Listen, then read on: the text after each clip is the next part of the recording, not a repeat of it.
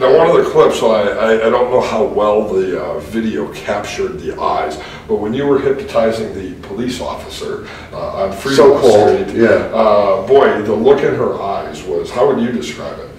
First of all, she was totally fixated. Her eyes were totally focused on what I was doing.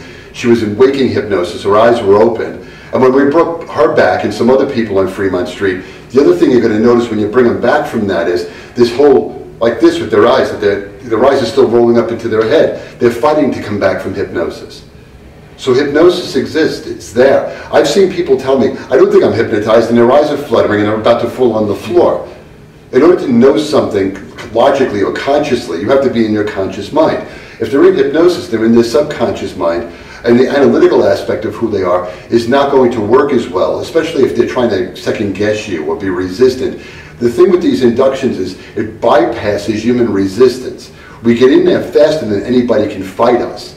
And if you're getting in there and working at speeds that nobody can fight, once they're down, the only real way to beat this is to yank their head up or yank their head up and scream. Otherwise, once they're down, they're down. Really a great little warning here. Sometimes that'll happen. The loss of equilibrium will actually surprise the person and they'll go, ah! And that doesn't mean they're afraid, and it doesn't mean you're doing it wrong. It's just a response that some people have. We're only conditioned, interestingly enough, to be afraid of two things. That is fear of loud noises and fear of falling. So when you're born, those are the only two fears you have. If you're afraid of elevators or puppies or anything else, you learned those fears.